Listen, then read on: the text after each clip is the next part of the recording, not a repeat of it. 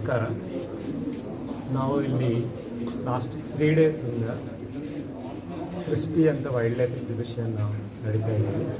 It started on the 5th June, coinciding with the World Environment Day, and the response for this exhibition has been fantastic, wherein we are exhibiting 97 photographs from 62 photographers of our Z Creator community.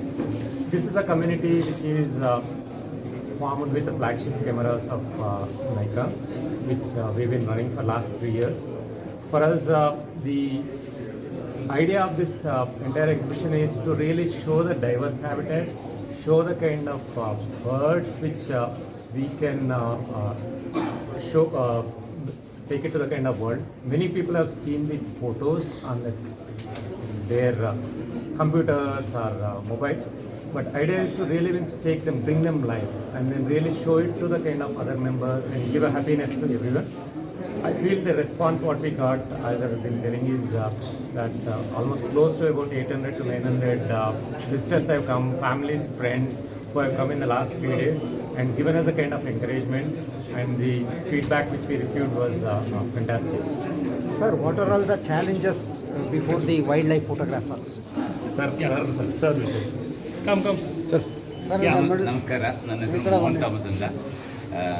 Last 22 ವರ್ಷದಿಂದ wild life photography ಮಾಡ್ತಾ ಇದ್ದೀನಿ.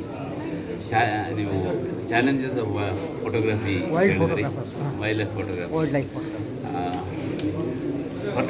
Particularly regarding Karnataka, ಇವಾಗ wildlife photography is not affordable. The camera charges are exorbitant. ನಮ್ಮ ಕೈಯಲ್ಲಿ ಕೊಡೋಕ್ಕಾಗಲ್ಲ ಆ ಥರ camera charges ಅಷ್ಟಿದೆ. ಸಫಾರಿ ಟೈಮಿಂಗ್ಸ್ ಕಮ್ಮಿ ಮಾಡ್ತಾ ಇದ್ದಾರೆ. ತುಂಬ ಕಷ್ಟ ಇದೆ, ಮೊದಲ ಥರ ಅಲ್ಲ. It is really tough to do wildlife photography in Karnataka. ಎಲ್ಲ ಕಡೆ ಸಫಾರಿ ಸಿಗ್ತಾರೆ, ಅದು ಇದೆ. ಸರ್, ಸಮಾಜ ಮತ್ತು ಸರ್ಕಾರದಿಂದ ಏನು ನಿರೀಕ್ಷೆ ಮಾಡ್ತೀರಾ ಇದರ ಉತ್ತೇಜನಕ್ಕೆ, ವನ್ಯಜೀವಿ ಛಾಯಾಗ್ರಹಣದ ಉತ್ತೇಜನಕ್ಕೆ ಏನು ನಿರೀಕ್ಷೆ ಮಾಡ್ತೀರಾ? ಯಾವ ರೀತಿ ಸಹಕಾರ, ಸಹಾಯನ ನಿರೀಕ್ಷೆ ಮಾಡ್ತೀರಾ? ಸರ್, ನಮ್ಮ ವೈಲ್ಡ್ ಲೈಫ್ ಫೋಟೋಗ್ರಫಿ, ನಮ್ಮ ಫೋಟೋಸ್ ಆ್ಯಕ್ಚುಲಿ ಕನ್ಸರ್ವೇಷನ್ಗೆ ಒಂದು ಟೂಲ್ ಅಂತ ನನ್ನ ವಿಶ್ವಾಸ. ಈ ಕನ್ಸರ್ವೇಷನ್ದು ಒಂದು ಟೂಲ್ ಅದು ಮಾಡಿ ನೀವು ಯಾವ ಭಾಷೆಯಲ್ಲಿ ಕನ್ವೀನಿಯಂಟ್ ಇದೆಯೋ ಅದರಲ್ಲಿ. ಸೊ ಈ ನಮ್ಮ photography is a tool for conservation.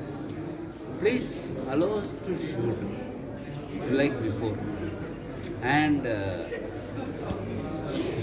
show it to the world, so that the people who see it can love these animals, and they have an urge to conserve and save these animals and our wildlife. Safari ಮಾಡಬೇಕಾದ್ರೆ ಪ್ರಾಣಿಗಳಿಂದ ಎಷ್ಟು ಧೈರ್ಯವಾಗಿದ್ದಾರಲ್ಲ, ಯಾವುದೇ ಥರ normally ನಾವು safari ಮಾಡುವಾಗ, especially tourism ಝೋನಲ್ಲಿ animals ಎಲ್ಲ ನಮ್ಮ ಗಾಡಿಗೆ ಯೂಸ್ ಟು ಆಗಿದೆ. ಅದು ಏನು ಅಟ್ಯಾಕ್ ಮಾಡಲ್ಲ, ಅದನ್ನು ಡಿಸ್ಟರ್ಬ್ ಮಾಡದೇ ಇದ್ದರೆ ಸಾಕು.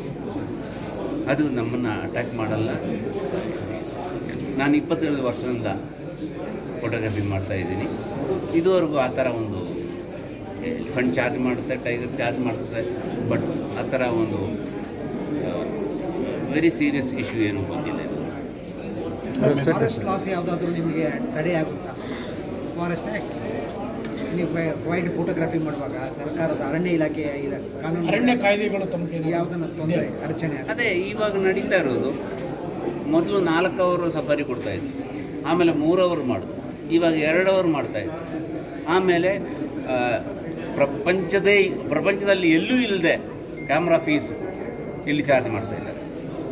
ನಾನು ಪ್ರಪಂಚ ಫುಲ್ ಸುತ್ತಿದ್ದೀನಿ, ಎಲ್ಲೂ ಇಲ್ಲದೆ ಕ್ಯಾಮ್ರಾ ಫೀಸ್ ಇಲ್ಲಿ ಚಾರ್ಜ್ ಮಾಡ್ತಾಯಿದ್ದಾರೆ. ಎಲ್ಲ ಕಡೆ ಕರ್ನಾಟಕ, ಓನ್ಲಿ ಕರ್ನಾಟಕ, ಎಸ್ಪೆಷಲಿ ಕರ್ನಾಟಕದಲ್ಲಿ ಎಲ್ಲ ಟೈಮ್ಸಲ್ಲೂ ಕ್ಯಾಮ್ರಾ ಚಾರ್ಜಸ್ ಅಷ್ಟು ಹೈ ಆಗಿದೆ, which normal photographer cannot afford. So ಅದನ್ನು ವೇವ್ ಆಫ್ ಮಾಡಬೇಕು ಅಂತ ಏನಾದ್ರು ಕೇಳ್ಕೊಡ್ತೀರಾ? Waive off or at least reduce it. ಬೇರೆ ಸ್ಟೇಟ್ಗಳಲ್ಲಿ 200 ರೂಪಾಯಿ, 500 ರೂಪಾಯಿ, 200 ರೂಪಾಯಿ, ಮ್ಯಾಕ್ಸಿಮಮ್ 500 ರೂಪಾಯಿ.